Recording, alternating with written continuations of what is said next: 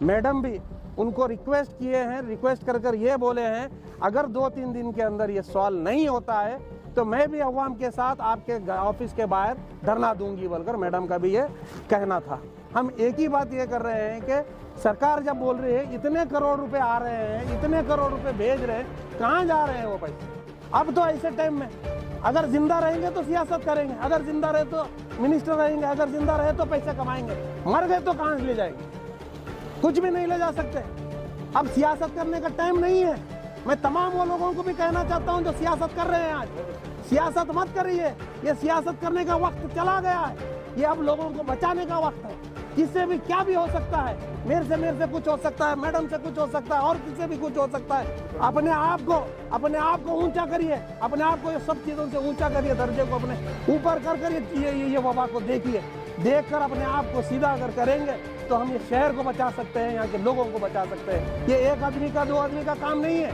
ये तो सरकार जो दिल्ली में बैठी है, जो कर्नाटक में बैठी है, वो नहीं कर सक रही है कि एमएलए, और हम क्या करेंगे? तो मैं ये चाह रहा हूँ हम तमाम लोग एक होकर, अगर जब तक हम ये नहीं करेंगे, एक दूसरे के बारे में अगर खाली तनकीद करते रहेंगे, सिर्फ खिलाफ बोलते रहेंगे, तो ये काम नहीं होने वाला है।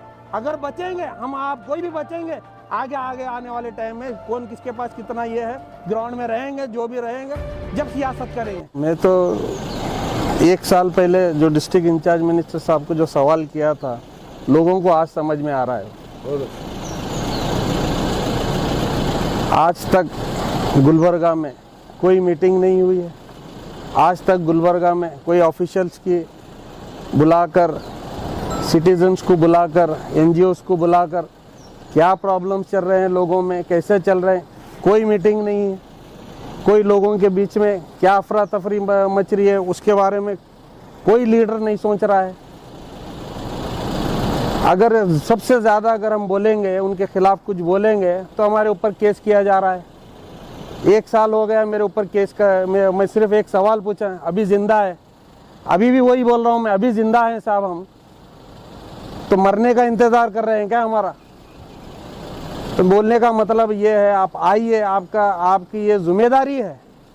आप अगर जब तक नहीं आएंगे, लोगों के बीच में पल्स क्या है, लोग मर रहे हैं।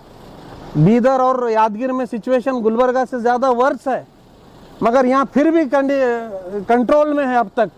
मगर आप अगर आकर यहाँ सिचुएशन को कंट्रोल नहीं लेंगे, नहीं करेंगे, तो आने वाले दिनों में और एक वीक में बहुत ज़्यादा सिचुएशन ख़राब हो सकती है।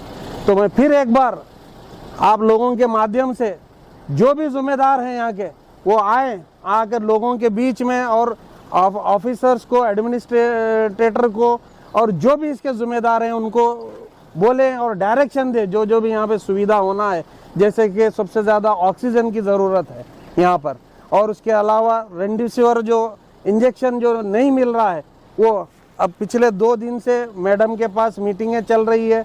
कल डीएचओ को और उनसे तमाम लोगों से मीटिंग हुई है।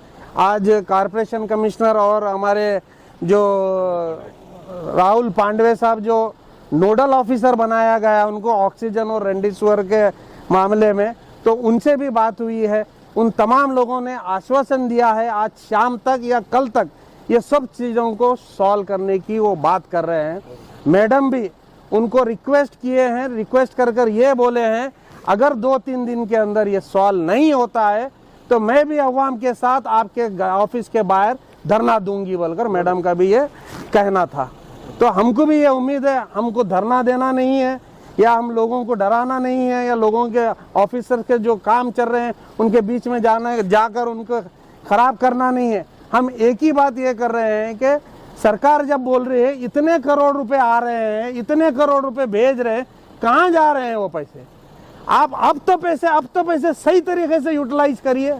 अब तो ऐसे टाइम में अगर जिंदा रहेंगे तो सियासत करेंगे, अगर जिंदा रहे तो मिनिस्टर रहेंगे, अगर जिंदा रहे तो पैसे कमाएंगे, मर गए तो कहाँ ले जाएंगे?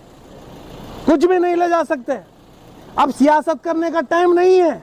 मैं तमाम वो लोगों को भी कहना चाहता हूं जो सियासत कर रहे हैं, आज सियासत मत करिए, ये सियासत करने का वक्त चला गया है। ये अब लोगों को बचाने का वक्त है। किससे भी क्या भी हो सकता है, मेरे से कुछ हो सकता है, मैडम से कुछ हो सकता है, और किससे भी कुछ हो सकता है। अपने आप को ऊंचा करिए, अपने आप को ये सब चीज़ों से ऊंचा करिए, दर्जे को अपने ऊपर कर ये वबा को देखिए। देखकर अपने आप को सीधा अगर करेंगे तो हम ये शहर को बचा सकते हैं, यहाँ के लोगों को बचा सकते हैं। ये एक आदमी का, दो आदमी का काम नहीं है। ये तो सरकार जो दिल्ली में बैठी है, जो कर्नाटक में बैठी है, वो नहीं कर सक रही है कि एमएलए, और हम क्या करेंगे।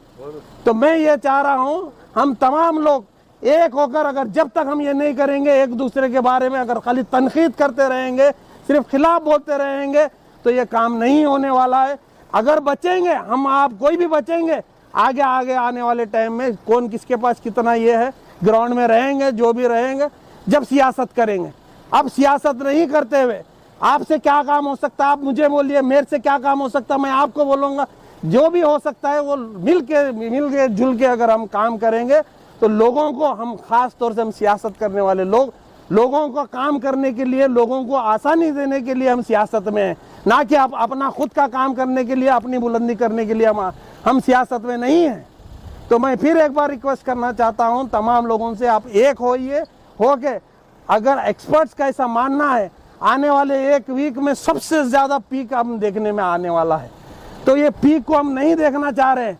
तो इसके लिए आज कारपोरेशन कमिश्नर साहब को यहाँ बुलाया गया था, वो यहाँ के सिटी के इंचार्ज है, सिटी के जो देख रहे हैं, तो उन्होंने 10 अलग अलग फंक्शन हॉल देखकर आइडेंटिफाई कर रखे हैं। अब फिलहाल सबसे पहला काम वो शुरू किए हैं, तो जीडीए फंक्शन, जीडीए में जो रिंग रोड में जीडीए का एक फंक्शन हॉल है, वहाँ पर शुरू किए हैं 150 बेड का विथ ऑक्सीजन के साथ, वहाँ पर शुरू कल से होने जा रहा है।